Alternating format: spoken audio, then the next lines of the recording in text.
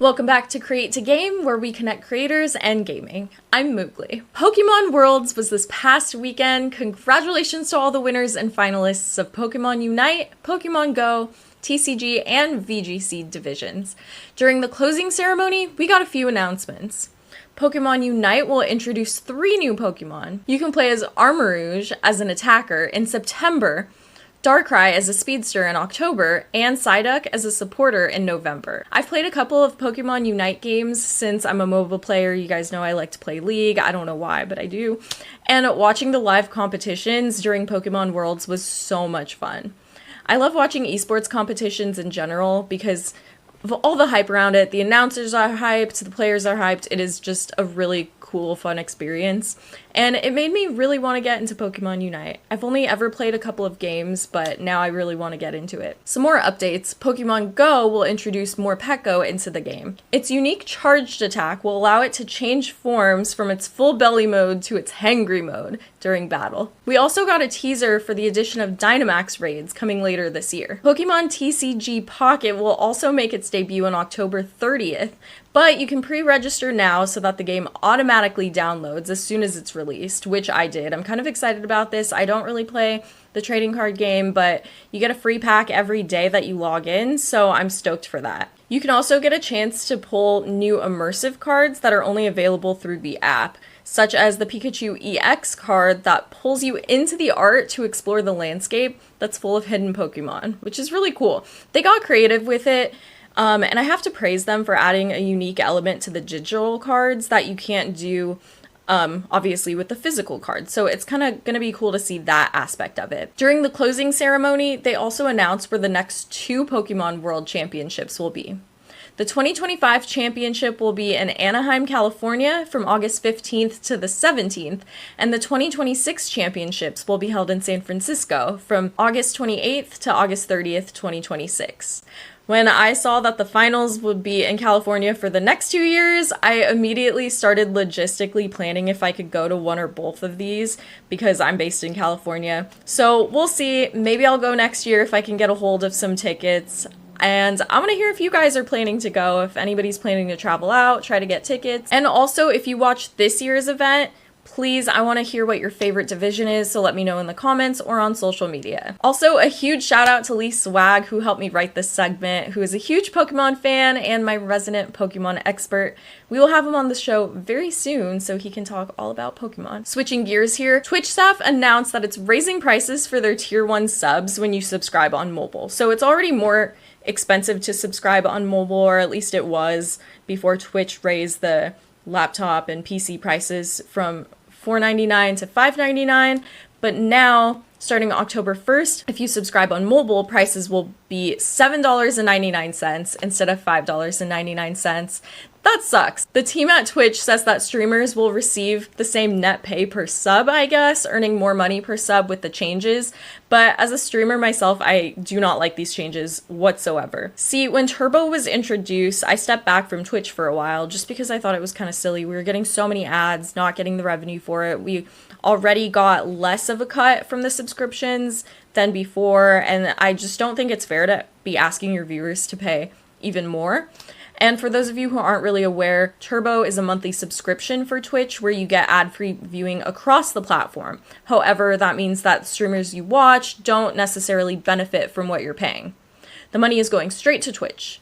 And I have to say, subs do add up, so it is a big deal already when somebody subscribes to my channel because that money could go to anything else. And yet somebody's being nice enough to think of my content as entertaining, so they're supporting me directly. Now, the Turbo announcement was a huge blow because depending on how much people spend on subs per month, you're probably going to save a little bit of money if you subscribe to a lot of people on Twitch and you're subscribing to Turbo instead. However, the people that you want to support don't get that money. So on top of that, when I got the email saying that mobile subscription prices are going up, I was very bummed. $8 is already asking a lot. I wouldn't expect my viewers to pay $8 for this. When I first started streaming, I thought that it was pretty affordable too, at least for me, to subscribe to people. So I would just switch off who I would subscribe to, or you know, if I had extra money, would support my favorite streamers. But now it just feels so expensive. It's like a whole other subscription that you're adding on to your daily expenses, and that kind of defeats the purpose of Twitch. So I think a lot of people are switching to different streaming platforms overall.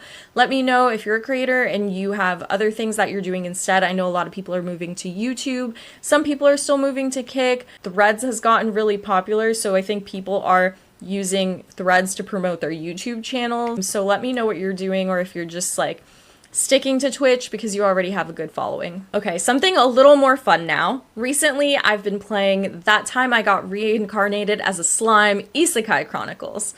I love the show. I started watching it after a friend recommended it to me, and it's just been so cute and amazing, and definitely not what I thought it was going to be like at all. It sounds like a silly isekai, but there's a lot of world building in the anime that makes it so good, and the way I would describe it to people is that it is a video game in an anime. So when the game was announced, I was really excited to see what it was all about. It looked like you could fight, but you could also build and create your own village and everything.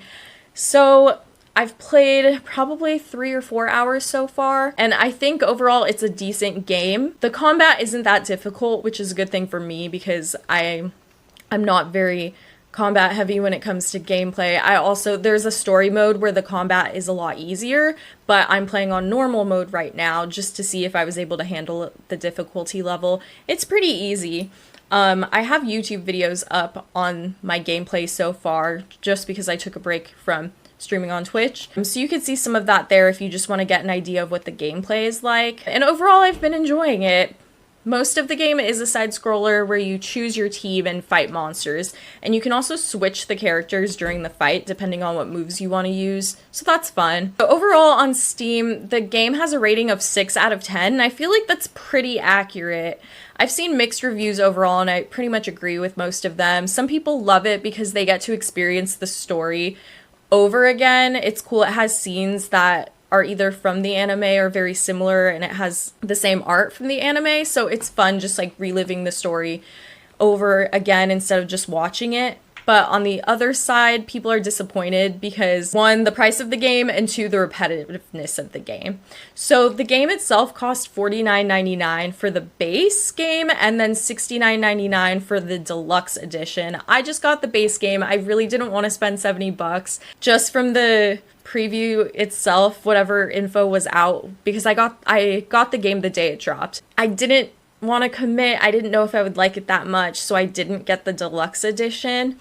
I'm kind of glad I didn't because $70 is pretty steep. There's a season pass also for $19.99, which I think is, don't quote me on this, I think it's billed monthly. I'm not sure if you buy it outright, but it includes more side quests that originate from the anime. So if you're a diehard fan, maybe try it, but I haven't experienced that. I mean, and also in general, I get that games based off of anime are pretty pricey. For example, I really wanted to play the Spy Family game, but it was the same price and it didn't really look worth it. So I'll probably just watch somebody else play it. But yeah, this is another example of that. I think the price is just up because there's already a following behind Slime. So not sure if it's necessarily worth the price. I am enjoying playing it though.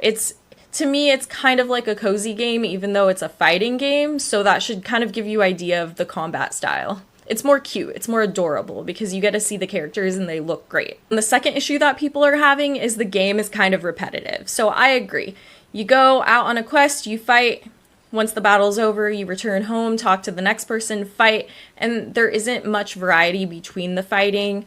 I don't really know. We get items and chests. I don't really know what they all do. Some of them are meant to build some locations at your base, for example, an inn, a silk making area, but you can't really go into those places. You can't go into the buildings and really do anything with them. And I thought it would be more interactive in their village that they live in. I thought that you'd be able to go into the inn, talk to people, do something, get a power up or something, but it's just there and you can't really interact with it. Also, you don't really have conversations with any of the characters that you see on the map unless they have a quest for you, and then it's just that basic dialogue. So I really wish it were more interactive. Maybe I haven't gotten far enough into the game. I've played for a few hours, so I think I kind of got a taste of everything, but I'm just gonna play it until completion. in theory, unless it turns out to be another Bandle situation where I just get frustrated and give up and cut my losses. So if you've played this, I'd love to hear your thoughts. I might be wrong. I maybe didn't get far enough, but we shall see. We have a couple of upcoming game releases. We have Concord that comes out on PS5 and PC on August 23rd, and we have World of Warcraft: The War Within coming for PC on August 26th. Last episode, I asked you guys, what is a milestone you've reached as a creator that you're proud of?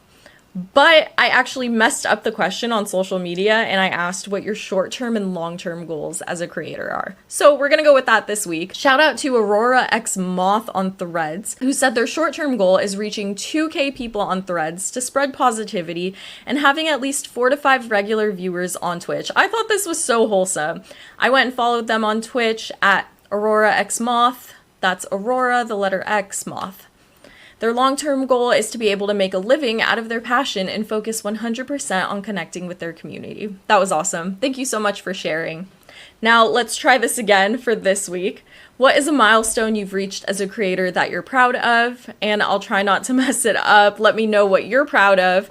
I know being a creator and a streamer can be hard, especially with all the price changes and just being on all the time. It's not just fun.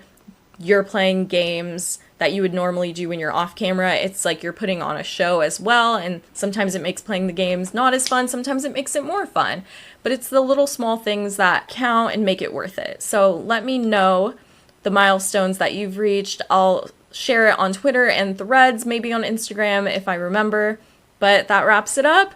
Thank you again for tuning in to another episode of Create2Game. Next week, we will have a special guest, so please stick around next week. Make sure you listen. Make sure you're following or subscribed or saving these episodes so you'll know exactly when the next one drops.